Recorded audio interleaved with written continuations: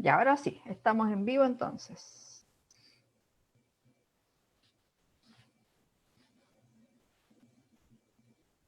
Súper, vamos. Hola, buenos días a todos. Estamos en vivo iniciando el conversatorio Estrategias de Apoyo para el Bienestar de las Comunidades Escolares.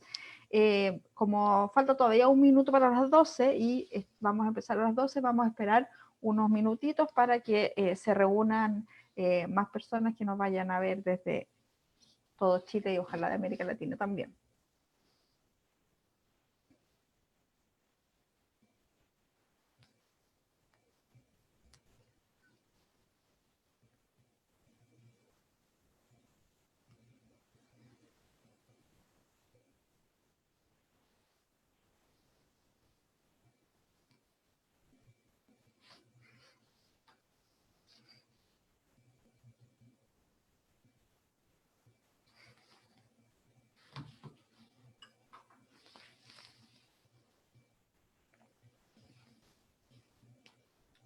Ya. Vamos a ir empezando este conversatorio.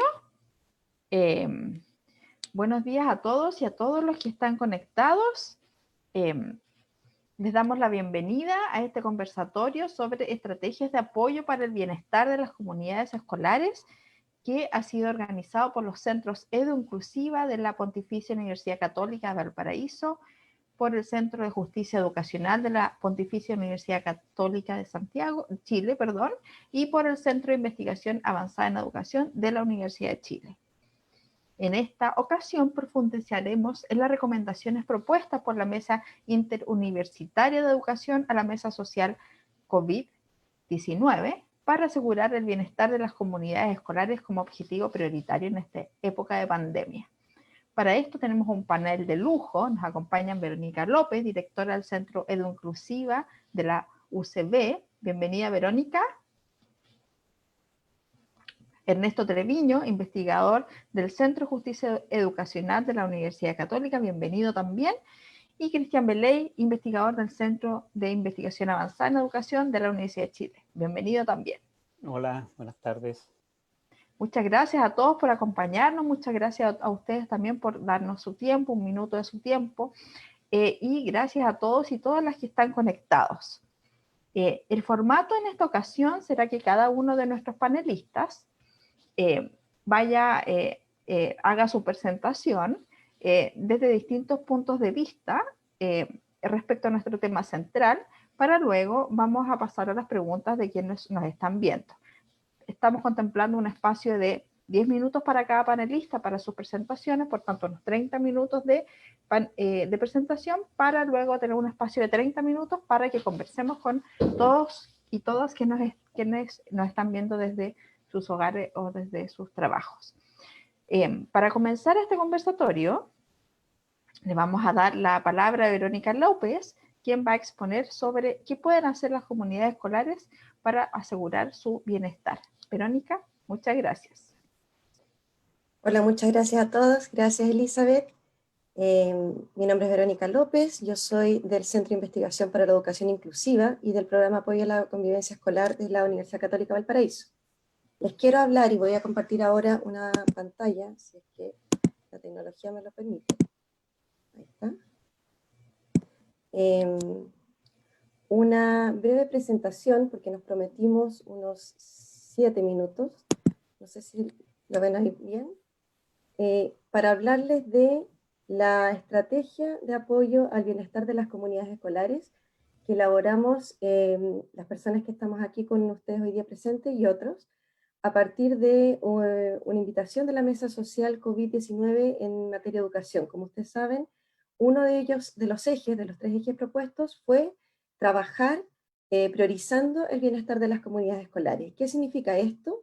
Esta imagen de alguna manera refleja una estrategia que es recomendada a nivel internacional y también en Chile, de trabajar en múltiples niveles, para evitar lo que solemos hacer, no solamente en contexto de crisis, sino fuera de él, que es la atención de crisis, como la atención individual, de niños individuales, que sería lo que está en la parte alta de esta pirámide. Eso es recomendado para el 5 a 10% de los estudiantes, para evitar que todos los estudiantes, porque sabemos que el contexto de pandemia está generando serias dificultades y va a seguirlas generando a nivel de salud mental, tanto individual como de los climas de las familias y lo que va a ocurrir luego cuando se retorne a clases.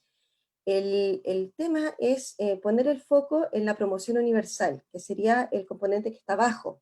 ¿Qué quiere decir eso? Fortalecer las comunidades escolares con foco en bienestar.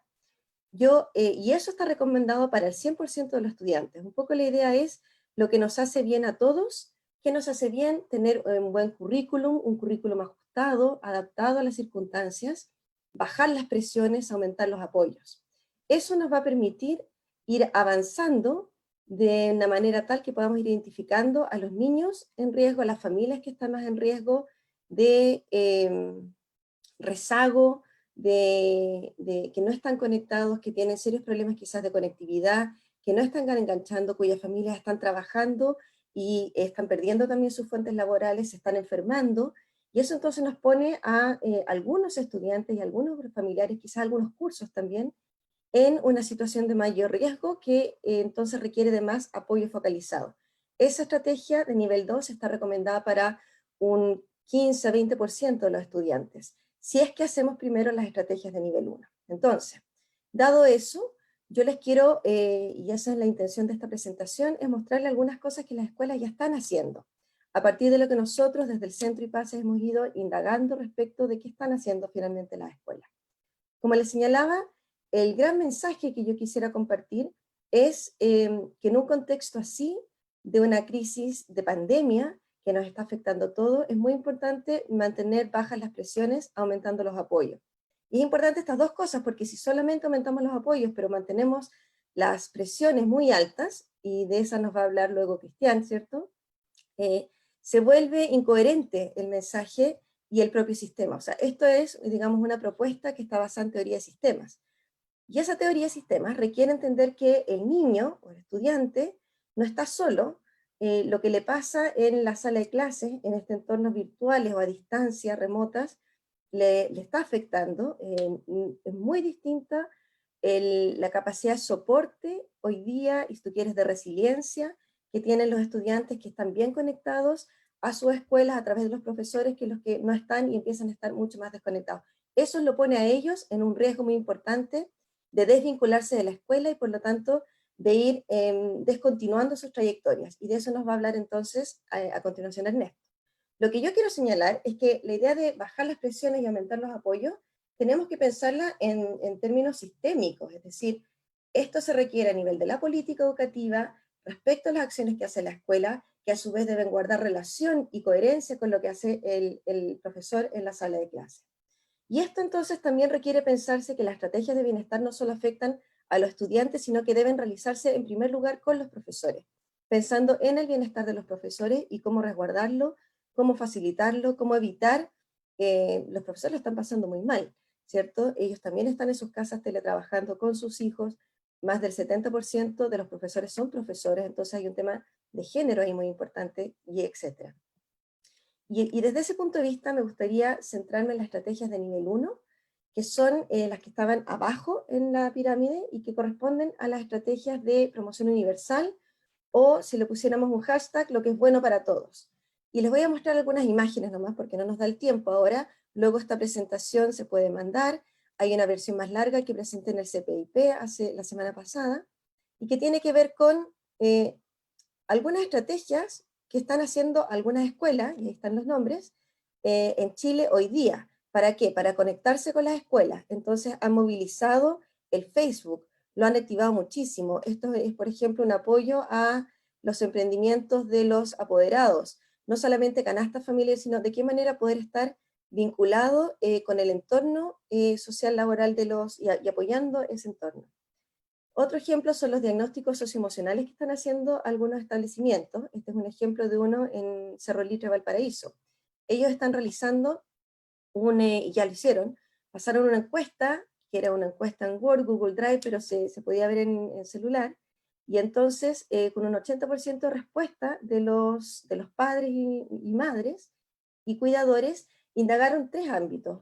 El ámbito sociolaboral, es decir, cuán afectados estaban las familias por motivos de la contingencia, muy afectados, y eso fue como un primer acercamiento, darse cuenta cuál es la realidad real de las familias cuál es la situación en términos laborales, pero también en términos socioemocionales, tanto del adulto responsable como del estudiante. Y me parece que esto es interesante porque es también recoger la idea de que, y finalmente los resultados en esta escuela, por ejemplo, mostraron de que si el adulto está mal, el cuidador responsable, en general los niños también la están pasando muy mal, porque claro, esto es un clima familiar que se genera. Las encuestas quizás también pueden recoger condiciones para el aprendizaje, como lo hizo esta. Si cuentan o no con computador, si cuentan o no con impresora, si cuentan o no con un celular, y si ese celular tiene plan de datos, si tienen internet en casa, etc. O sea, todo eso debiera estar siendo barrido ya a entrado 2 meses por las escuelas. Y lo menciono porque también sabemos que hay liceos, hay escuelas y colegios que tienen muy poco contacto con sus estudiantes. Uno pregunta, él dice, mira, en realidad el colegio nunca se ha puesto, se nos mandan guías, y todos los días una guía nueva, y hay que enviarla o hay que subirlo a un sitio, pero en realidad de contacto personal, emocional, poco. Yo creo que ese es el mensaje, si vamos a realizar recogidas de información, es para qué. En este caso, en esta escuela, lo que están haciendo es un panorama por curso, como ven en la pantalla, es decir, para cada estudiante se recoge información si es que vive o no con persona en riesgo, si solicita un apoyo por parte del colegio, algunas observaciones respecto a las necesidades socioemocionales. Ahora, en términos curriculares, ¿qué están haciendo algunas escuelas? Y pongo el foco en qué están haciendo, más allá de qué es lo que se podría hacer. Esto, digamos, son recomendaciones que no son de papel, sino que es indagar qué es lo que ya están haciendo las escuelas y ponerlas, ubicarlas en este primer nivel de la promoción universal, lo que es bueno para todo en términos curriculares.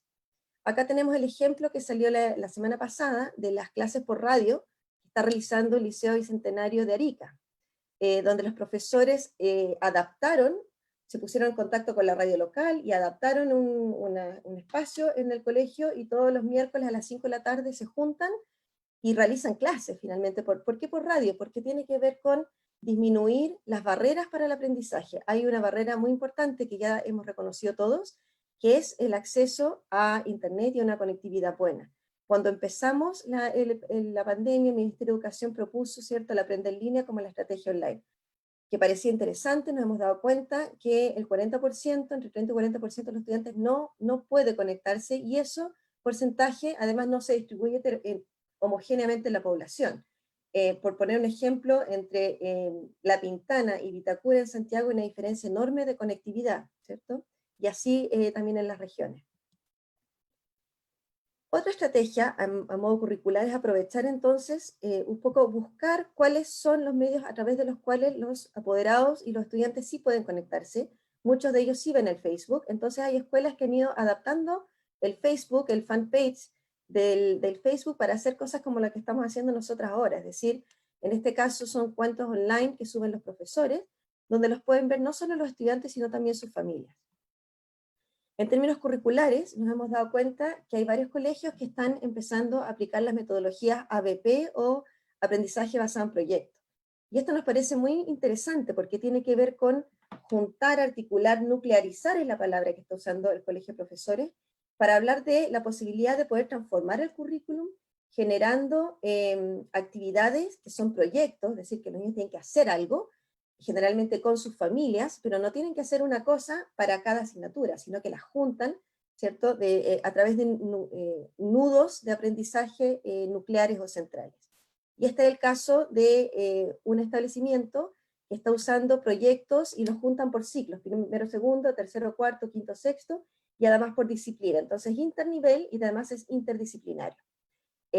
Detrás de eso hay una planificación importante que requiere también pensarse esta idea de la nuclearización, que va más allá de lo que está poniendo el Ministerio de Educación respecto de la priorización curricular, que es la selección, ¿cierto?,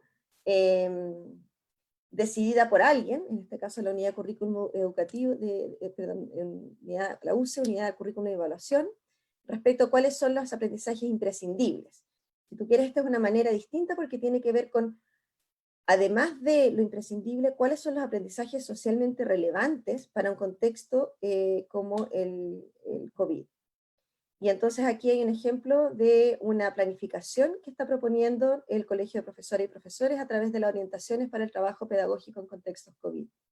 Me tocó ayer participar en una reunión con ellos online, y y conversábamos de las posibilidades que otorga la planificación de los objetivos transversales dentro de una planificación que nucleariza los objetivos de aprendizaje a partir de temáticas que son socialmente relevantes y generan una actividad que es más troncal y, por así decirlo, es menor, porque la sobrecarga está siendo muy, muy grande. Lo que nosotros hemos estado recogiendo, y han habido también otros estudios que han salido de algunas universidades también de formación de pregrado, en que los estudiantes nos señalan que están agobiados, que están muy estresados, que es mucho, es demasiado. Uno mismo que está teletrabajando te das cuenta que no es lo mismo estar haciendo lo mismo que hacías antes, haciéndolo por computador, el agote emocional y físico es bien distinto. Vuelvo a la idea entonces, y aquí empiezo a terminar, de bajar las presiones y aumentar los apoyos. Para eso es necesario pensarse en términos de la inclusión educativa, que tiene que ver con reconocer que hay barreras para el aprendizaje, hay barreras de acceso, pero luego también hay barreras para la permanencia, hay barreras para la participación, para el aprendizaje, y entonces en contexto COVID hay que pensar la posibilidad y hay que trabajar para esas barreras, ¿no? Para disminuirlas. Primero identificando cuáles son, porque hay algunas barreras que son distintas a las que teníamos anteriormente, cuidando la coherencia interna entre lo que se dice y lo que se hace, entre lo que dicen los profesores de aula y lo que el director le está pidiendo a los profesores, entre lo que el Ministerio de Educación también le va pidiendo a las escuelas, y yo creo que ese es un mensaje importante, tratar de ser coherentes y mantener una coherencia, aumentando las presiones, perdón, disminuyendo las presiones, aumentando los apoyos, y teniendo en cuenta que esto de aumentar los apoyos tiene que ver con, por ejemplo, hacer uso de todos los programas y los profesionales de apoyo psicosocial que tenemos en las escuelas al servicio de la estrategia multinivel, del nivel 1, nivel 2, nivel 3, es decir, no poner a todos los estudiantes, a todos los profesionales, psicólogos, trabajadores sociales, a generar estrategias de nivel 3 para todos los alumnos, porque eso no va a resultar, y ya sabemos que no resulta en contexto normal, teniendo en cuenta que para ser coherentes hay que pensar que las prácticas que hacemos deben guardar coherencia interna a nivel de escuela, me estoy refiriendo, con las políticas que se van generando. Entonces, todo lo que tiene que ver con las políticas de calificación, de evaluación, forman parte de la estrategia de bienestar. Nosotros en la mesa social hicimos una recomendación específica en relación a las evaluaciones, tanto a escala global, nacional, estandarizada, como a nivel interno de cada escuela, y aquí yo me quisiera como detener en la idea de que ya estamos avanzando más o menos en lo que vendría a ser el primer semestre, el cierre del primer semestre. Entonces, ¿qué van a hacer las escuelas y qué están haciendo? Hemos escuchado que hay algunas que están poniendo mucha presión en las familias para que los estudiantes hagan y entreguen sus trabajos, pero también se está poniendo mucha presión en los profesores.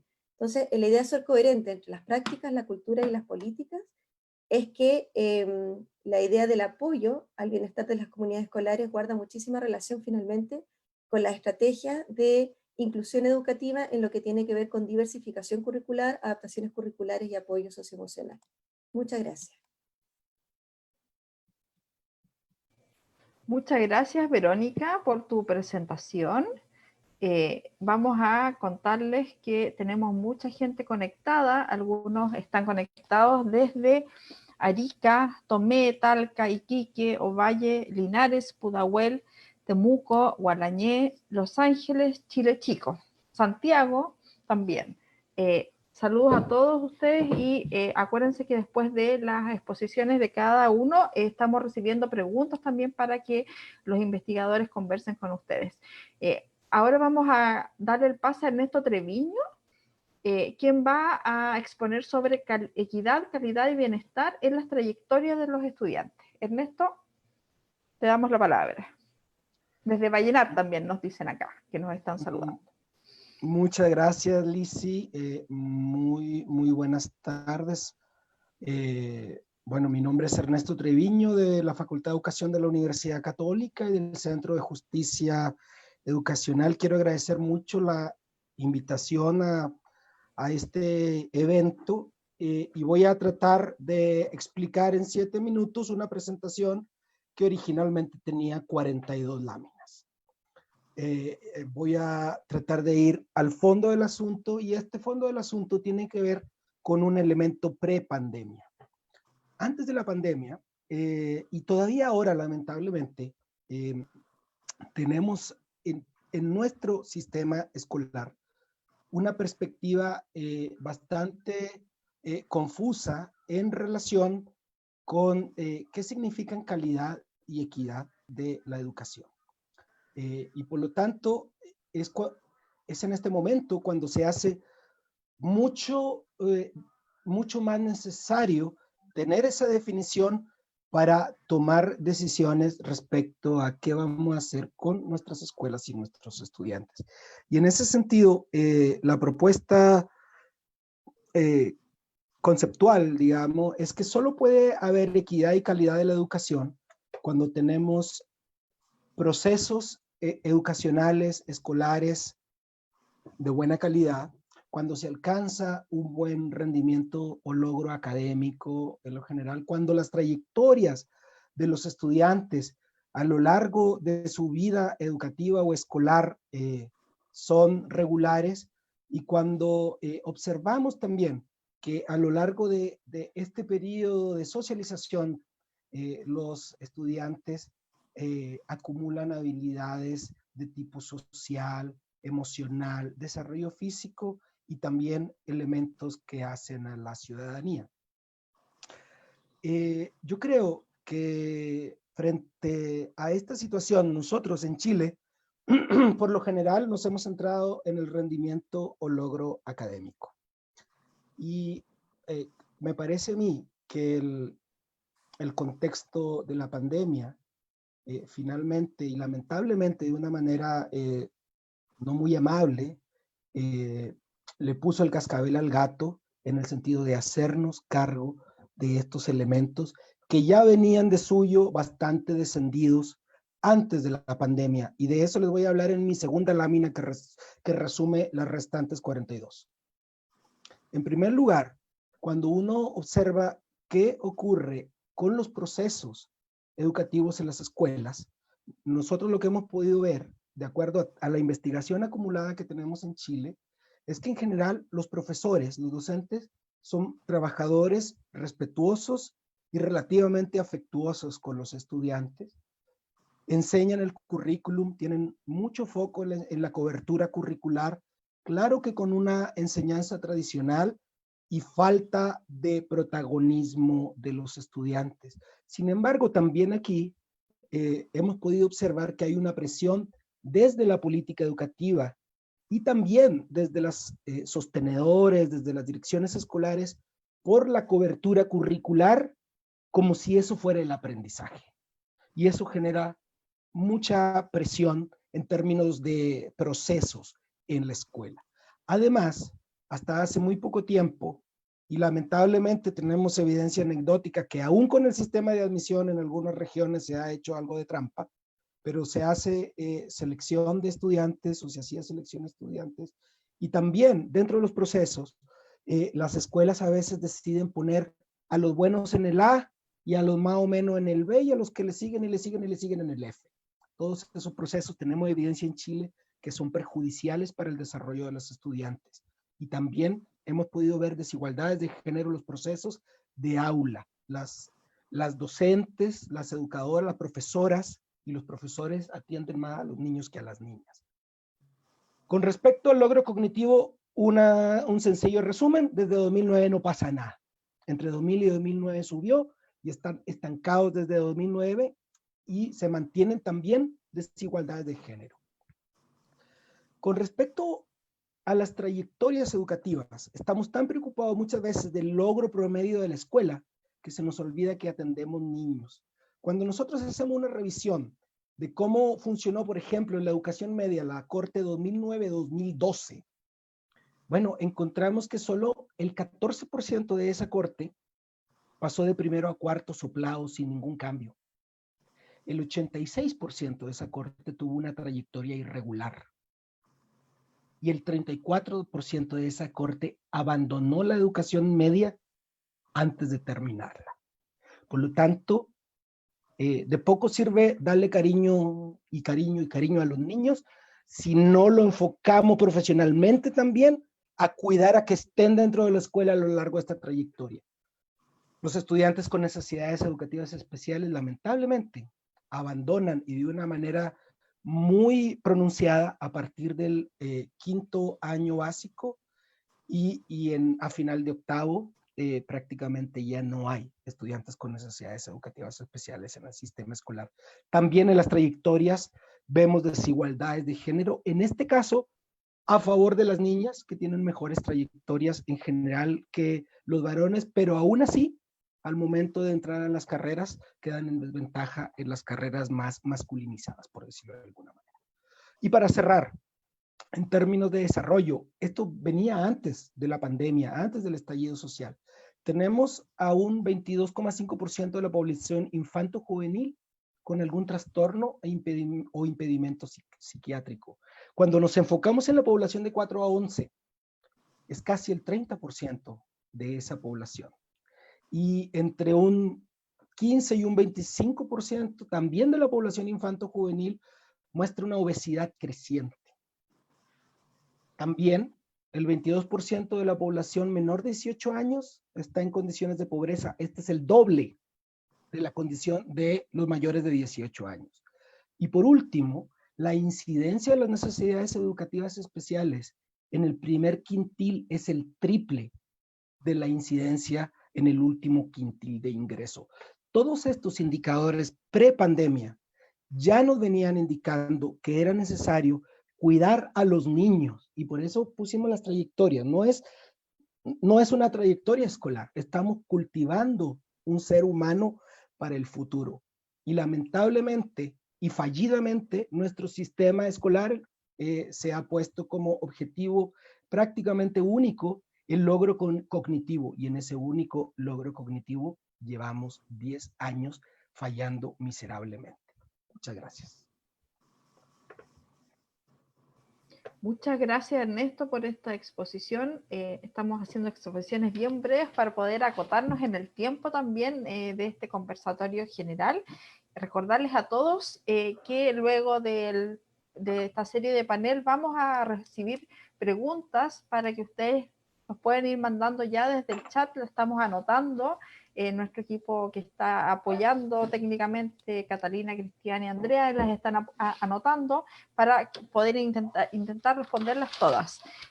Antes de darle el pase a Cristian Beley, que es nuestro próximo panelista, les queremos contar que nos mandaron saludos y nos están viendo desde Illapel, Vallenar, Puerto Varas, Puerto Montt, San Vicente de Aguatagua, Santa Bárbara, Viña del Mar, La Granja, Coyhaique, Pichilemu, Coronel, Constitución, Valdivia, Los Ángeles, San Bernardo, Nacimiento, Quilpué, Mostazal y Colombia. Así que muchas gracias a todos y todas por estar conectados.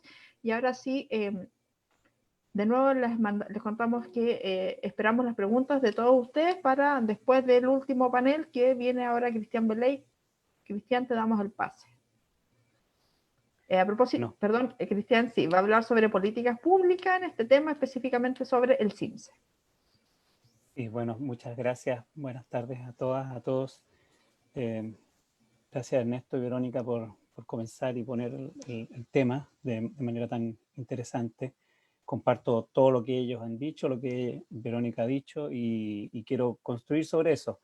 Y un saludo a todos quienes nos están escuchando, especialmente ya que se nombró Gualañé, desde Gualañé, a los profesores, las profesoras de la Escuela Amelia Vial y del Liceo Montegrande. Supongo que ahora tiene otro nombre, pero para mí va a ser siempre el Liceo Montegrande de Gualañé. Y a todos, por su intermedio, a todas las profesoras y profesores de Chile que nos estén viendo. Sí, yo creo que en este... yo no tengo una presentación, pero sí tengo varias sugerencias de cosas que he escrito que pueden leer. Las van a encontrar en el chat y en ellas se basa lo que voy a comentar. Básicamente la idea central es muy simple y voy a después tratar de ejemplificarla con la anécdota del CIMSE. La idea central es que la situación que estamos viviendo es tan excepcional, tan dramáticamente excepcional, que deberíamos suspender todas aquellas reglas, todas aquellas prácticas, todas aquellas normativas, todas aquellas formas de hacer tradicional del sistema educacional que creemos que ahora en vez de ser una ayuda nos entorpecen. Esa es la idea fundamental. Por supuesto, ¿Cuál es la opinión sobre qué es lo que entorpece? Es una cuestión a debatir. Cada comunidad escolar, cada profesor, cada profesora puede percibir qué es lo que le entorpece. Eso debiera suspenderlo. Si cree que eso no va a ayudar al bienestar socioemocional, psicológico, a la salud mental y al bienestar de sus estudiantes, debería suspenderlo durante este tiempo. Y así hacia arriba, las escuelas deberían conversar sobre eso, los municipios, los dueños de las escuelas privadas y también las autoridades ministeriales deberían tener este como criterio, yo creo, fundamental. ¿Qué de lo que hemos hecho nos entorpece? Suspendámoslo. Pongo énfasis en esto porque la primera reacción es natural cuando estamos ante una situación que es nueva y que no conocíamos, como esta tan dramática en la que estamos de suspensión de clase y de confinamiento masivo. Tendemos a tratar de replicar y de usar, patalear con las mismas estrategias a las que estábamos acostumbrados. Entonces creo que hay un riesgo en eso. Por ejemplo, el Ministerio de Educación no se pudo imaginar un año educacional en esta condición de tan extraordinaria de pandemia mundial, de muertes, de contabilidad de los enfermos, de los que están en las salas críticas, sin CIMSE. Hemos detenido todo el mundo, pero el CIMSE este año no se puede detener. Para mí ese es un ejemplo de cómo uno tiende a replicar las herramientas que ha usado siempre sin darse cuenta de que en realidad no solo no le ayudan, sino que pueden llegar a ser un problema. Y como esa creo yo que debiera ser nuestra reflexión sobre el resto. Voy a ejemplificarlo con el CIMSE porque no tenemos más tiempo, en varios aspectos que, por ejemplo, en la investigación que nosotros hemos hecho hartos estudios sobre escuelas y profesores y profesoras y su trabajo con los estudiantes, y hemos visto la tremenda incidencia que el CIMSE tiene en la manera en que las profesoras y profesores tienden a enseñar y organizar las escuelas, la enseñanza y aprendizaje de los estudiantes. Entonces podríamos llamar a eso, bueno, yo en una de las columnas que llamé ahí, que le estoy sugiriendo leer, le llamé al CIMSE el mentolatum, porque las autoridades, los políticos y algunos economistas creen que el CIMSE es como un mentolatum que sirve para todo. Entonces cualquier problema que haya, uno le aplica un CIMSE y la cosa va a mejorar. Pero el CIMSE mentolatum tiene un problema, que es que determina en buena medida algo como la pedagogía del CIMSE, la manera de enseñar y de organizar el aprendizaje que está estructurada en torno a la idea de aumentar los puntajes en el CIMSE. Y yo creo que replicar esas prácticas pedagógicas en esta situación yo creo que en general son negativas, pero en esta situación de confinamiento pueden ser mucho más negativas por las razones que tanto Ernesto como sobre todo primero Verónica nos explicaron. ¿A qué me refiero con esa pedagogía del CIMSE que tiene que ser reemplazada por una, llamémosle, pedagogía de la empatía, pedagogía en esta situación de emergencia, una pedagogía de la empatía con la situación en que están los estudiantes y las estudiantes? Por ejemplo, el CIMSE se basa en la motivación extrínseca. ¿Qué quiere decir eso? En que en realidad uno tiene que estudiar para el CIMSE no por una motivación propia, sino porque a alguien otro le interesa. Al profesor porque quizá le paguen un bono, a la escuela porque quizá el trabajo del director dependa de los puntajes CIMSE o el ranking en que van a aparecer en el diario, y al Ministerio de Educación porque le sirve mucho para hacer una conferencia de prensa y decir que las políticas están funcionando bien. Entonces, el CIMSE le interesa a todos, menos al estudiante. Motivar a los estudiantes de manera extrínseca es muy difícil producir un aprendizaje auténtico y una motivación que se pueda sostener siempre y sobre todo en esta situación de confinamiento. Tenemos que reemplazarla por una motivación intrínseca. Los estudiantes en este periodo tienen que estudiar aquello que les interesa a ellos, que les toca vitalmente, aquello que les motiva. Los profesores, las profesoras deberán partir de las preocupaciones y los intereses de los estudiantes y no de un externo por un premio o por un castigo como opera la motivación extrínseca. Otro ejemplo, el CIMSE produce lo que uno podría llamar una pedagogía mecánica, repetitiva, directiva, siempre lo mismo, harto ensayo. Eso uno lo podría replicar en esta situación, claro, mandándole muchas guías y muchos ejercicios a los estudiantes y empobrecer entonces la experiencia formativa de los estudiantes. En este periodo esa pedagogía mecánica no funciona, tenemos que reemplazarla por una enseñanza mucho más abierta, no estándar. Los recorridos, las trayectorias que los estudiantes van a vivir en este periodo van a depender de tantas circunstancias que no son manejables, que la pedagogía mecánica simplemente no viene al lugar y de hecho puede ser contraproducente. Sigo. La pedagogía del CIMSE es una pedagogía vertical, de control disciplinario. Todos juntitos, todos ordenaditos, todos calladitos, porque estamos maximizando el uso del tiempo. Entonces, todos siguiendo la regla en el mismo momento, todo muy estandarizado. Eso es inviable hoy día. lo que los profesores tienen que tener es una pedagogía de la autonomía de los estudiantes, flexible. El control del tiempo, cuando el estudiante quiere y puede trabajar, va a depender de tantas variables del hogar y de la situación personal, que los profesores tienen que renunciar a la idea de intentar controlar ese uso del tiempo. Tiene que ser cuando el estudiante esté motivado y se sienta bien. Por supuesto que queremos que eso sea la mayor parte del tiempo, pero tenemos que ayudarlo para eso y no prescribirlo verticalmente como lo hace la pedagogía del CIMSE. Dos ejemplos más y termino, porque estamos más o menos en el tiempo. El CIMSE produce un estrechamiento curricular. ¿Qué significa eso? Que los estudiantes básicamente estudian lo que va a salir en la prueba. Y eso es algunos contenidos de lenguaje y algunos contenidos de matemática. En este momento lo que necesitamos es todo lo contrario, es abrirnos, y los estudiantes y los profesores saben en las escuelas que cuando pasa el CIMSE, llega todo eso otro que es reentretenido y que nunca se enseña. Bueno, eso es el centro hoy día. Las artes, el deporte, la vida sana, la filosofía, las preguntas de fondo, la indagación, eso es lo que necesitamos que en este periodo se enfatice, porque eso es lo que conecta generalmente con la motivación y con el espíritu de los estudiantes, que es lo que necesitamos mantener vivo en este periodo. Dos ejemplos más. El currículum de la pedagogía del CIMSE es muy segmentado, siempre está basado en muchos contenidos aparte, que cada uno se estudian como objetivos en sí mismos. En este tiempo todo lo contrario, necesitamos que los estudiantes se respondan sus preguntas grandes, multidisciplinarias, interdisciplinarias, las preguntas inquietantes. ¿Cómo es esto de la pandemia? ¿Qué son? ¿Cómo opera la historia? ¿Por qué la globalización? ¿Qué es la vida? ¿Cómo opera el tema de la salud? La investigación científica, las noticias falsas, en fin, las grandes preguntas que están en los medios todos los días y que los estudiantes pueden abordar en proyectos que sean multidisciplinarios y que los profesores vayan guiando de un modo flexible y abierto. Termino. La pedagogía del CIMSE requiere una evaluación constante, una métrica, casi como un entrenamiento que va guiando con un cronómetro todas las semanas el avance hacia el puntaje CIMSE. Eso no viene a lugar en este momento. En este momento lo que se requiere es que los estudiantes produzcan algo que sea genuino para ellos. A veces un poema, a veces una historia, a veces un relato, a veces un video, a veces una canción, a veces un dibujo, a veces un texto, un proyecto. Aprendizaje basado en producir cuestiones que a ellos les hagan sentido. Que no los vamos a poder contar al final quizá, no las vamos a poder poner en un ranking, no las vamos a poder medir en la escala CIMSE, no tiene ninguna importancia. Lo único importante va a ser que los estudiantes van a haber vivido un periodo un poco mejor y quizá van a haber aprendido de seguro cosas importantes para sí mismos, para su vida, y de paso quizá todos nosotros aprendamos que el sistema escolar puede vivir y sobrevivir un año sin CIMSE. Gracias. Gracias, Cristian, por esta interesante exposición. Bueno, y gracias también a Verónica y a Ernesto. Vamos a, por sus exposiciones, contarles a todos y todas que las PPT van a quedar en los sitios web de los centros que estamos organizando.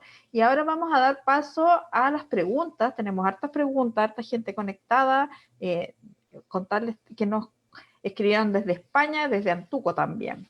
Y la primera pregunta es para Verónica López, que dice, hasta ahora son las iniciativas de los establecimientos particulares, iniciativas particulares de establecimientos, ¿cómo hacer que el Mineduc opte por alternativas y lineamientos para disminuir las brechas? Muchas gracias, esa es una excelente pregunta. Nosotros nos hemos hecho la misma pregunta. En esta idea de cómo hacer, darle mayor coherencia a las políticas, las prácticas y las culturas, que es lo que propone Booth y Ainscough, ¿cierto? En la mesa social, en ese documento, yo creo que hubo un esfuerzo muy grande por recomendar una coherencia del sistema en todos los niveles. Y la respuesta que ofreció el Ministerio de Educación ha sido, no, si nosotros estamos haciendo muchas de esas cosas. Eso lo dijo el Ministro de Educación textual en la Comisión de Educación, creo que en el Senado. Y la respuesta son, primero, las clases online a través de un depositorio, que es Aprendo en Línea, porque en realidad es un depositorio, ¿cierto? Si se cuelgan guías y las personas la van bajando, no es algo interactivo, no contiene eso. La programación por televisión, que fue un avance que se hizo, en realidad es una parrilla como psicoeducativa, educativa en el sentido de que hay algunos, por lo menos tú puedes tener la garantía como madre, padre, de que si el niño ve el TV Educa Chile, no está viendo contenidos que sean malos para ellos, ¿no? Pero que de ahí que sean educativos, no todos ellos lo son. Y cuando lo son, en realidad hay un sesgo como de clase. Yo creo que sí me gustaría compartir eso, sobre todo en de clase me refiero a que las personas que animan las partes más educativas son en general todas rubias, blancas. Estoy pensando cuando la Plaza Sésamo se creó en los años 60, 70 como programa, la Plaza Sésamo, ¿cierto? La de Elmo, en realidad detrás había un aporte desde la psicología educativa de poder disminuir la brecha de aprendizajes en los estudiantes más vulnerables migrantes, de razas afroamericanas. Entonces, y por eso que los personajes estaban todos construidos y siguen siendo, ¿no? De ahí la importancia como de ese programa. Obviamente en un contexto de pandemia se entiende que no se puede inventar todo, pero sí hay sesgos ahí que es importante mencionar. La posibilidad de radios escolares no la estamos viendo. Es decir, lo del Liceo Bicentenario, que es fenomenal, pero efectivamente cada una son iniciativas que muy individuales las que nosotros vemos, y aún así, siendo individuales, tiene que haber coherencia dentro de ese sistema que es la escuela. Me parece que tanto sostenedores como el gobierno podría iniciar, si esto se extiende más de verdad, una oferta para disminuir las barreras de acceso a través de las radios escolares, a través de las radios locales. Yo creo que eso sería, y eso lo están haciendo otros países de América Latina. Hay apoyos socioemocionales que ha iniciado y ha prometido el gobierno a través del ministerio. Unos son recursos, tú visitas hoy la página web y hay algunos videos de personas que están hablando sobre cómo apoyar, hay algunos recursos, quizá, o sea, no es que el contenido está mal, pero en su conjunto queda más como tips de cómo apoyar que una propuesta más con coherencia interna entre sí. Y hoy día el gran tema que propone el Ministerio de Educación es la priorización curricular. ¿Y qué es eso? De alguna manera, y siguiendo lo que señaló Cristian, es como una suerte de currículum chico, uno podría pensar para un CIMSE chico, porque cuando tú lees los fundamentos de la priorización curricular, hay una parte que dice, casi textual, dice, bueno, la priorización curricular debe alinearse con la evaluación estandarizada, específicamente con CIMSE y PSU. Entonces, como que estamos recortando, ¿cierto? Seleccionando algunos contenidos que alguien considera imprescindible y lo aplica de manera vertical, prescriptivamente, a las escuelas le dice, esto es lo que usted tiene que enseñar, pero lo enseña por asignatura, o en realidad les da la flexibilidad a las escuelas, enséñale como usted quiere, pero esto tiene que enseñar porque luego lo que uno lee detrás de ese mensaje es esto es lo que vamos a evaluar. Yo me pregunto cuál es la necesidad de hacer esa evaluación de CIMSE diagnóstico, que es como lo han llamado, cuando en el mismo documento se señala que hay un plan que va a incluir un diagnóstico socioemocional y un diagnóstico de aprendizajes en lenguaje y matemática, y que al retornar las clases, cuando sea que retornen las clases, la primera semana, en la semana 0 va a haber temas de sanitario, en la semana 1 un diagnóstico socioemocional con 15 a 20 preguntas, y que luego en 2 días plazo las escuelas recibirán una respuesta de parte de agencia calidad con recomendaciones de qué hacer, cómo están tus estudiantes y qué te recomiendo hacer. Si eso fuese así, qué fantástico sería, yo creo, de verdad. Porque eso es lo que necesitan las escuelas, información para poder tomar decisiones basadas en las evidencias locales. A la semana 1, 2 van a hacer un diagnóstico de matemática primero y después de lenguaje, o era al revés, no me recuerdo. Y lo mismo, y a la semana siguiente, en 2 días plazo, van a tener entonces las escuelas la información respecto de los aprendizajes descendidos de sus estudiantes. Y entonces, si eso es así, que me parece muy pertinente, ¿cuál es la necesidad de hacer un CIMSE diagnóstico? Si no es, como señala, y aquí voy a citar a un investigador de nuestro centro, Vicente Sisto, por la idea de mantener un estado evaluador, que es finalmente un estado que no cuida, pues un estado a través de cuyo ministerio no cuida, acoge, apoya a las escuelas, sino más bien se mantiene en este rol distante de entregar lo mínimo posible, estos son los objetivos y el contenido del currículum, y yo después de cada cierto tiempo te voy a evaluar en eso, y con la creencia de que eso va a mejorar el sistema. Eso es lo que se perpetúa, la idea como de un estado evaluador. En ese sentido también quisiéramos dar la palabra a Cristian Beley, porque ¿qué opina también sobre esta pregunta? ¿Qué hacer para que el Mineduc opte por alternativas y lineamientos para disminuir las brechas?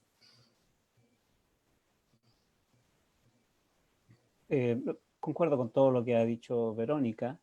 A mí lo que me preocupa es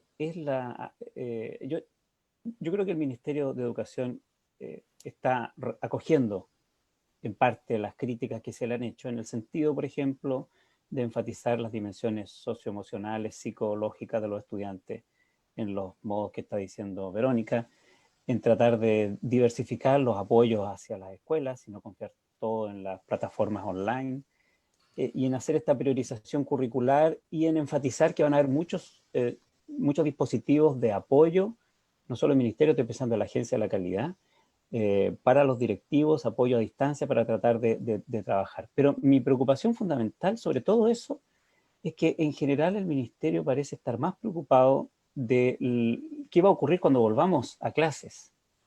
La priorización curricular se aplica ahí. Es el modo en que van a abordar el currículum una vez que volvamos a clase. Pero lo que yo creo que es la urgencia es cómo mejorar el apoyo del trabajo que está haciendo ahora mientras no hay clases. Y es la actitud de dar por perdido este tiempo, declarando vacaciones de un modo francamente sin sentido, como fue en abril, y poner el énfasis en cuando volvamos a clase los dispositivos de evaluación, de diagnóstico y el currículum reformado, es a mi juicio equivocada porque alguien tiene que estar trabajando en eso, por supuesto, pero el énfasis comunicacional y de apoyo hoy día al sistema educacional debería ser cómo mejorar lo que se está haciendo hoy día. Las encuestas que tenemos no son representativas, pero son muy masivas. Hablan de 1/3 de los niños completamente desconectados, la mitad de los profesores diciendo que no tiene vínculo con la mitad de sus estudiantes. Es decir, habla de un sistema escolar que todavía necesita mucho mejorar este periodo. Entonces, todos mis comentarios son para cómo mejoramos este periodo, porque acá lo importante no es en qué condiciones se va a dar ese CIMSE mentolatum de diagnóstico. Al final yo creo que prácticamente no se va a dar. Es una concepción muy simplista de la evaluación y el diagnóstico. El CIMSE no es una toma de sangre, que da lo mismo si el niño está llorando o no, va a salir el resultado igual. Las condiciones en las que lleguen los niños a la escuela de vuelta determina completamente el currículum priorizado, el trabajo que puedan hacer los estudiantes y cualquier otra forma de evaluación que quiera el Ministerio. Entonces, el énfasis debería estar en mejorar ahora, y yo en eso veo todavía algunos aportes, pero todavía muy tibios, muy pequeños, muy incipientes. Siguiendo con el tema del CIMSE, hay una pregunta, ¿qué se puede hacer para disminuir los efectos negativos que tiene el CIMSE para el aprendizaje? Dicen, sabemos que eliminar esta prueba es muy difícil, pero ¿qué otras formas pueden existir para terminar con su impacto? Y le damos la palabra primero a Cristian y después a Ernesto Treviño. Muy rápido para que hable Ernesto. Todas las recomendaciones que di sobre pedagogía creo yo que son una revelación, quiero decir, rebelarse contra los efectos perversos del CIMSE. Por supuesto que el CIMSE es una decisión política mayor que no está en las manos de cada profesor y cada profesora, y creo que en eso las autoridades, los académicos y las instituciones todavía están al debe, porque creo que simplemente es algo que no, la manera en que usamos esa evaluación no contribuye al sistema educacional. En este periodo lo más relevante, y en el futuro también, es la evaluación que los profesores hacen de sus estudiantes. Un diagnóstico tiene que estar basado en la capacidad de los profesores y profesoras de observar a sus estudiantes y poder de ahí alimentar su práctica pedagógica. Unos puntajes que llegan del Ministerio de Educación unos meses después, francamente, no contribuyen a esa pedagogía. ¿Ernesto? Sí, bueno, yo también creo que yo voy a partir como un poco al revés. Me parece que Chile tiene uno de los sistemas de evaluación más sofisticados probablemente del mundo, pero como bien señalaba Cristian, tenemos como una especie de ideología donde somos presos de nuestro propio sistema de evaluación. Y no lo utilizamos propositivamente para ver cómo funciona el sistema escolar, sino tenemos este sueño como de que vamos a poder controlarlo todo desde el Ministerio y la Agencia de Calidad, cuando sabemos que así no es. Desde mi perspectiva, lo que tendría que venir acá es una reforma muy profunda al sistema de aseguramiento de la calidad, Yo no soy partidario de eliminar la evaluación, pero ponerla en su justa medida, es decir, es una medida que no debe tener consecuencias para las escuelas, ni para los estudiantes, ni para los profesores, y probablemente no debería de ser censal, probablemente deberíamos de buscar otros mecanismos, pero no deberíamos de dejar de evaluar, porque solamente le quiero recordar al público acá que hasta los años 90, 97 más o menos, la desigualdad educativa se definía como el completar o no la educación obligatoria. Y es gracias a los distintos evaluaciones de distinta índole, no solamente cognitiva, que podemos ver las brechas. Entonces tenemos que mantenerlo como mecanismo de diagnóstico, pero no como mentolatum, como mencionaba Cristian. Y eso implica una reforma profunda que va en contra de la ideología de gran parte del gobierno y la oposición, incluso en el Congreso. Ernesto, tenemos una pregunta para ti también sobre el sistema educacional a largo plazo. Nos consultan qué modificaciones de largo plazo crees tú que se deben realizar en educación, y te vamos a leer al tiro la segunda pregunta.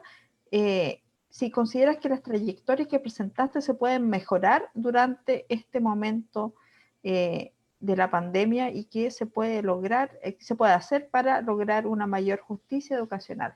Nos preguntan desde Colombia. Sí, a ver, yo creo que el hecho de poder seguir las trayectorias es muy importante para entender fenómenos súper básicos de la vida de los estudiantes. Es decir, un estudiante que se cambia 5 veces de escuela por una razón ajena a cambio de lugar de su familia, de hogar de su familia, tiene que ver con que es un reflejo de que el sistema está siendo expulsivo y no está siendo inclusivo. Entonces, hay mucho de la operación diaria y de la toma de decisiones diaria de las escuelas que requiere de una reflexión mucho más profunda en torno a la trayectoria del estudiante, ¿sí?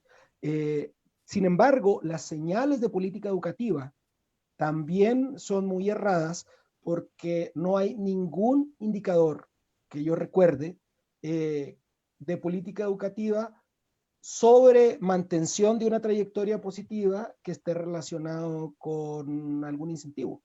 Todos los indicadores que tenemos tienen que ver con promedios de la escuela.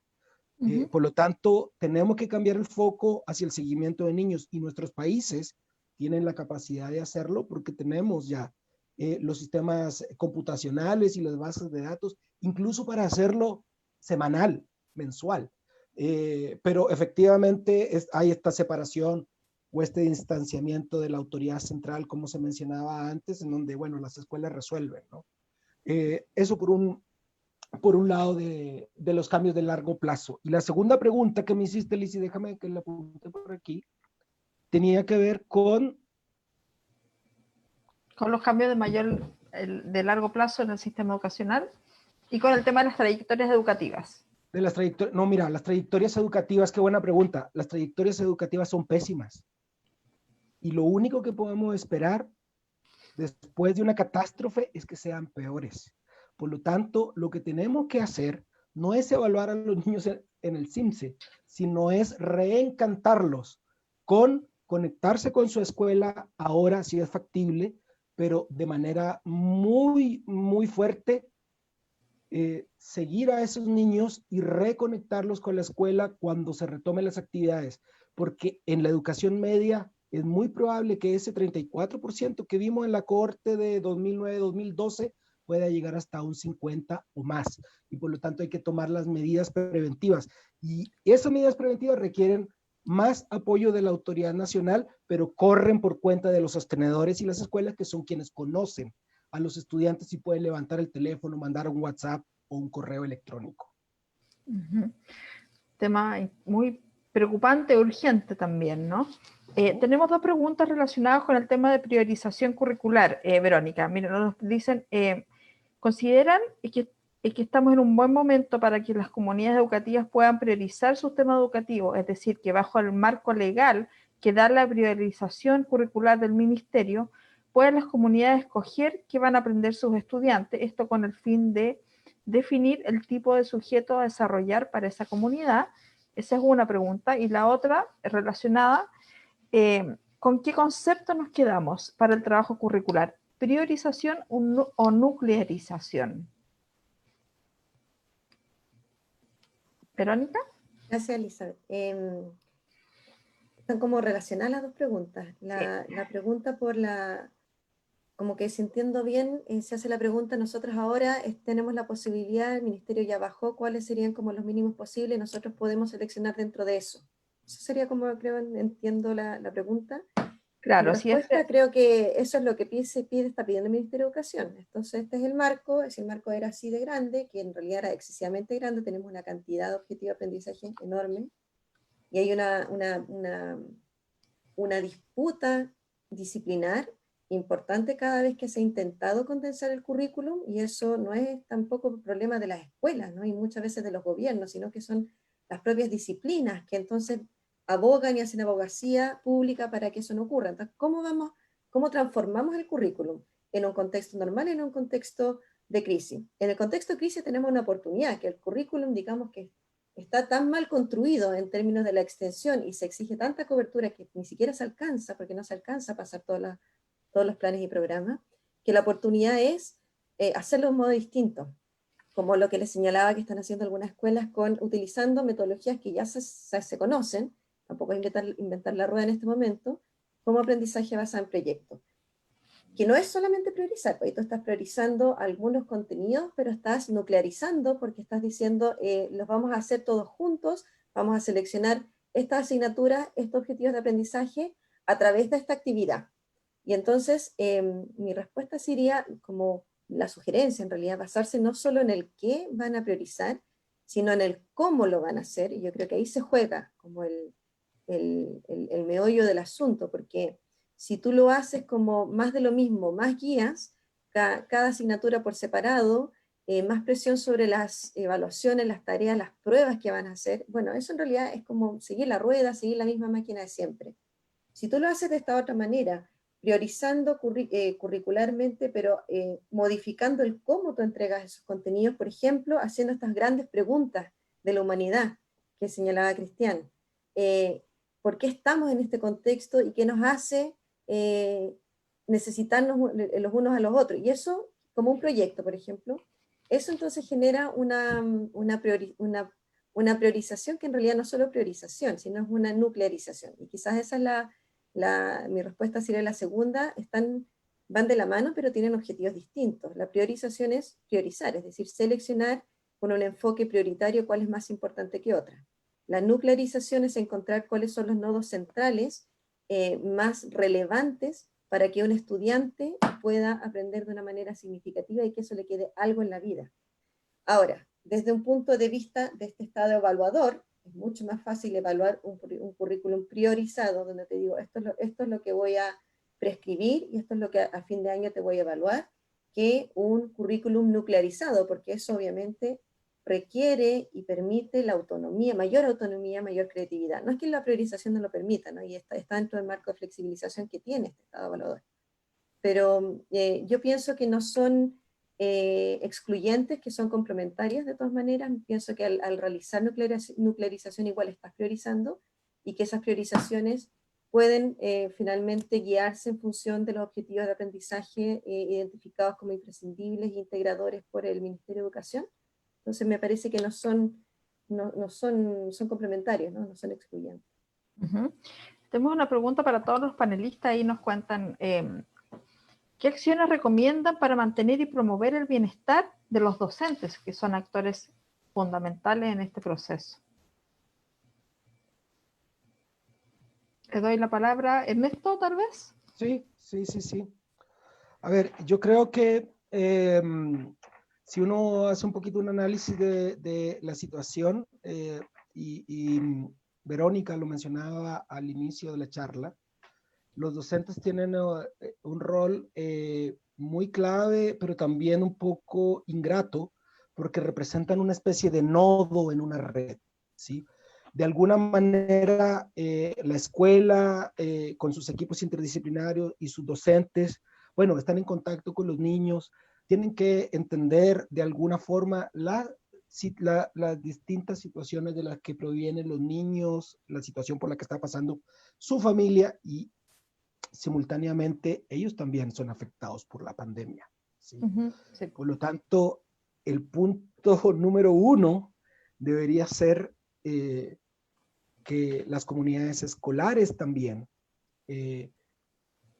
conocieran a través de distintos mecanismos, ya sea los instrumentos que pueda proveer la agencia de calidad o distintos instrumentos que están disponibles como para medir el bienestar, que la comunidad escolar tratara de entender, así como mostró Verónica cuál era la situación de los niños por el curso, también cuál es la situación de la propia comunidad, y hacer un trabajo propositivo, intencionado, de cuidado de los docentes. Y probablemente va a haber personas en todas las comunidades que van a haber sufrido pérdidas o amenazas a la vida muy cercanas y que van a requerir de ese apoyo, y que no va a ser suficiente tal vez lo que podamos proveer en la escuela, y ahí hay que escalar un nivel más.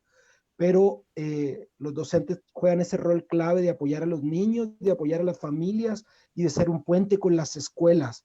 Entonces, si no atendemos el bienestar de los docentes, si la escuela no se hace cargo de eso inicialmente en el día a día, va a ser muy difícil que puedan promover el bienestar de los estudiantes y posteriormente también apoyar a las familias en lo que sea necesario y se pueda desde la escuela. Verónica.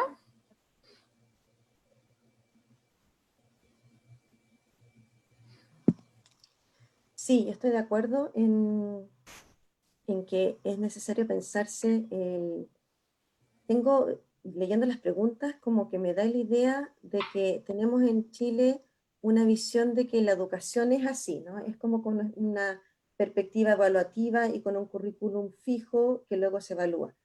Y si los niños no pueden porque no están bien conectados, entonces en realidad solo hay que hacerles seguimiento y preguntarles cómo están y ya está, y como que dejarlo como botados. Entonces como que tenemos un abandono por un lado y también abandono por otro lado. Y en realidad la pregunta que se hace Cristian y yo comparto es, ¿cómo podemos acoger las necesidades emocionales de los niños, de la familia y de los docentes también? Porque los docentes también necesitan que les pregunten cómo están, también necesitan compartir quizás una vez a la semana un café virtual, o sea, hay montones de cosas en la relación entre los profesores que también están pasando.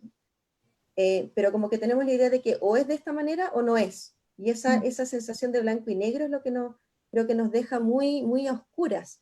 Y ahí comparto en que se requiere una estrategia como más a corto plazo, con perspectiva a largo plazo, pero de qué está pasando ahora, durante la pandemia, que no es solamente acoger a los estudiantes para saber cómo están, si en el fondo tiene que ver también con currículum, con acercar los procesos pedagógicos a los estudiantes de una manera que sea atractiva para ellos.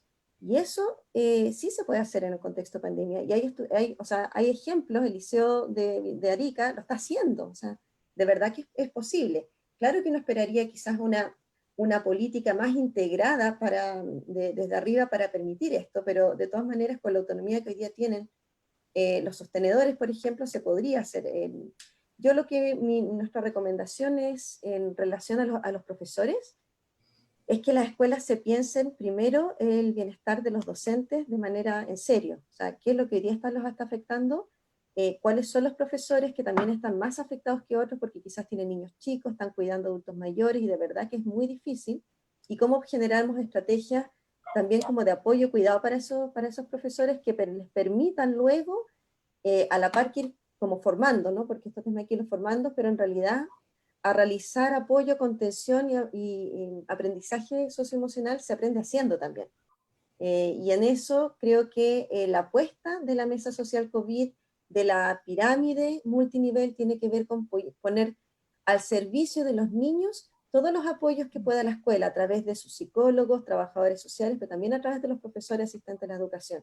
Pero no como una guardería únicamente, no como un lugar, como una guardería simbólica, solamente para cuidar a los niños, saber que no están suficientemente mal y que requieren entonces, que también es necesario, alguna, estoy pensando en casos de violencia intrafamiliar, alguna atención, activación de las redes de apoyo, sino cómo podemos hacer para que en ese engancharlos, en cómo están, eso les permite a ellos como volver al currículum. Y esa es la idea, como del pensarse la trayectoria y la inclusión.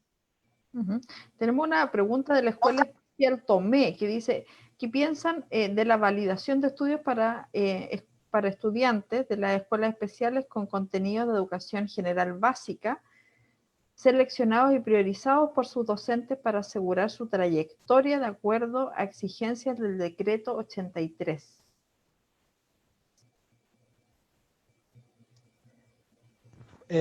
Bueno, ya era difícil. Yo creo que, si mal no recuerdo, el primer año de implementación de este decreto 83 puede haber sido el año pasado. Esto tuvo importantes desafíos al momento de ser implementado presencialmente, desafíos que se multiplican en el caso de la educación especial por varios motivos. En primer lugar, porque muchas de las personas que asisten a educación especial suelen tener factores de riesgo y por lo tanto la presencialidad es más difícil. También al asistir a la educación especial, el modelo de interacción virtual a través de una pantalla representa una enorme distracción para los niños y niñas con alguna necesidad especial e incluso competencia con algún otro uso que le puedan dar a la pantalla. Y por lo tanto, esto nos presenta que tenemos que generarnos un replanteamiento en la forma en que se está atendiendo a la población en escuelas especiales, porque la información que es más bien anecdótica que tenemos, más que alguna encuesta, muestra que es poco. Si bien hay esfuerzos por parte de las escuelas, la reacción que tienen los estudiantes o las familias para atender al niño con educación especial, al niño sin educación especial, al adulto mayor y hacer toda esa vuelta hace muy, muy difícil una fluidez, ¿sí? Creo que la priorización está bien, pero creo que se hace muy difícil sin ninguna herramienta más interactiva y muy bien diseñada para el trabajo con estos niños que requieren un apoyo mucho, mucho más específico. Muchas gracias. Aquí tenemos una pregunta para Cristian. ¿Qué piensan de la promoción automática este año?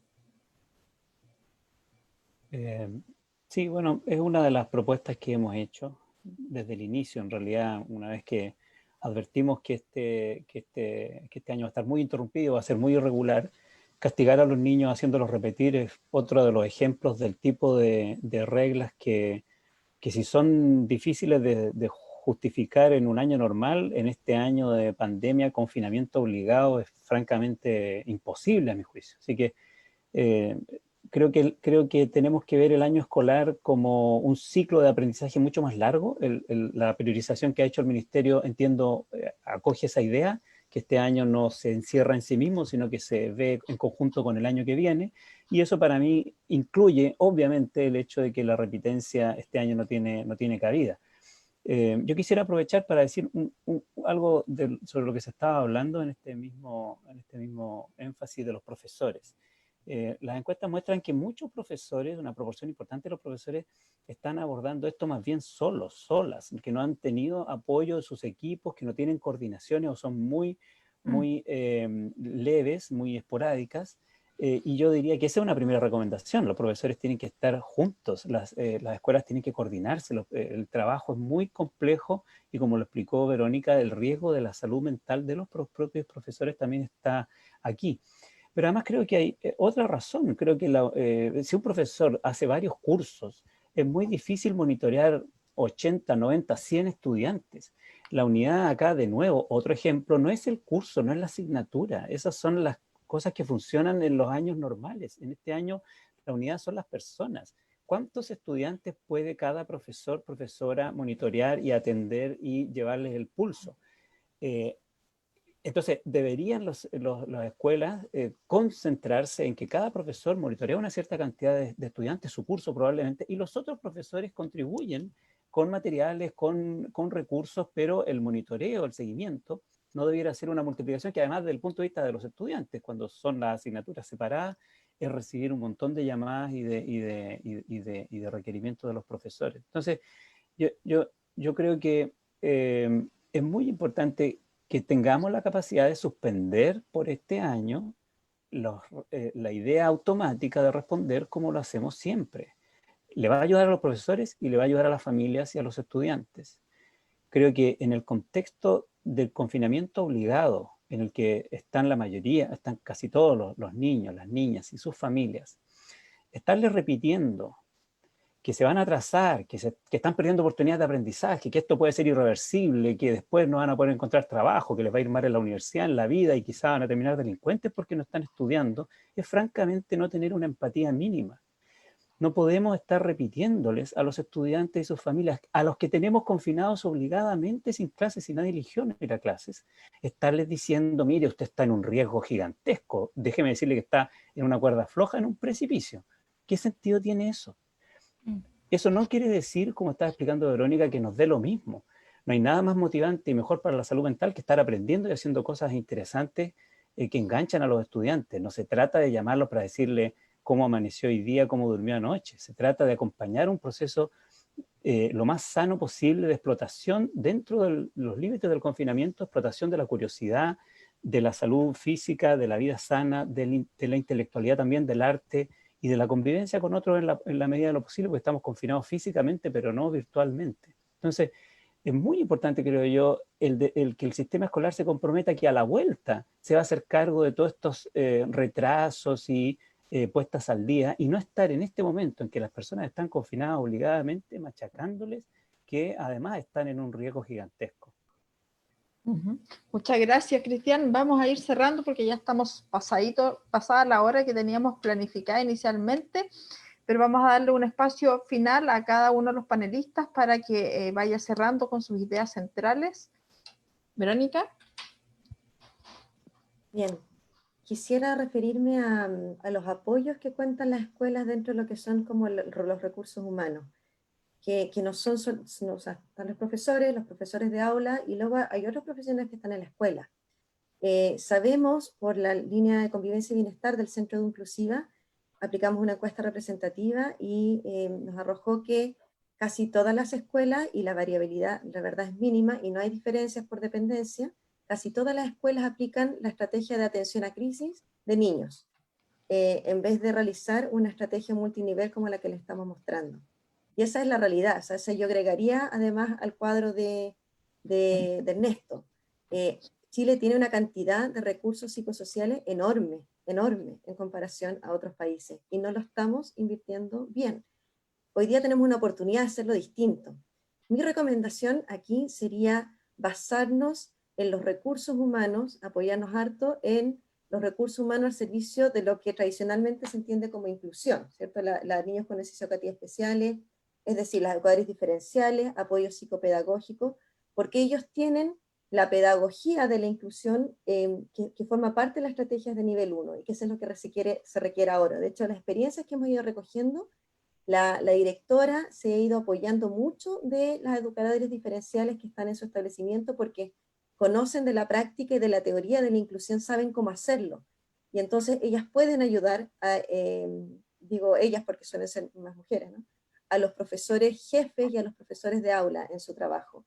Pero efectivamente esto requiere de un trabajo como mancomunado y de gestión escolar al servicio del apoyo socioafectivo que se realiza pedagógicamente. Muchas gracias, Elizabeth. Gracias a ti, Verónica. Ernesto, las últimas reflexiones para ir cerrando. Sí, solamente para cerrar, concuerdo con Verónica que tenemos un conjunto de recursos en las escuelas y en los sistemas que no están coordinados.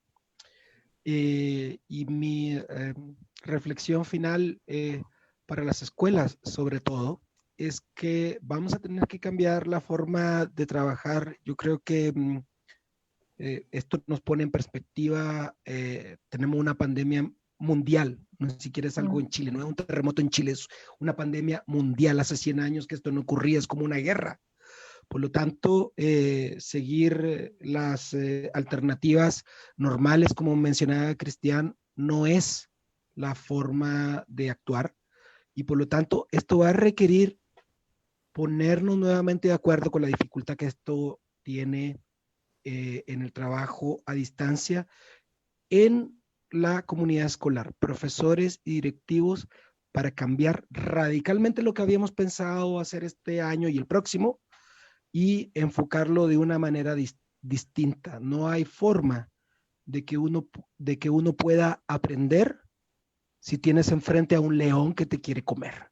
¿Sí? No, la parte del bienestar socioemocional es súper importante y no es convivencia, no es una palmada en la espalda, es un trabajo profesional para lo cual hay recursos y equipos interdisciplinarios incluso en las escuelas. Y eso se requiere conversar, diseñar e implementar antes que cualquier currículum priorizado. Esa debería ser la primera acción para toda la comunidad escolar, no solamente para los estudiantes. Muchas gracias, Ernesto. Y para finalizar le damos el pase a Cristian Beley.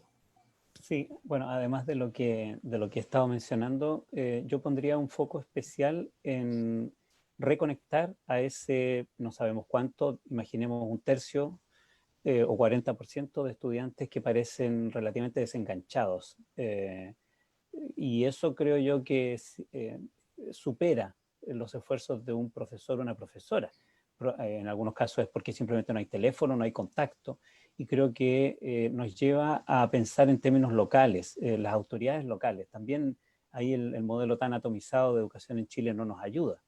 Las escuelas públicas y privadas debieran estar coordinadas a nivel local por las autoridades locales, en que creo que la política social y sanitaria debiera apoyar a las escuelas para ir en búsqueda de esos estudiantes que están desconectados, dónde viven, cómo están, y eso supone en algunos casos eventualmente ir a sus casas, con por supuesto las precauciones del caso, pero creo que el operativo de reconexión de todos los estudiantes debería haber ya comenzado a nivel local.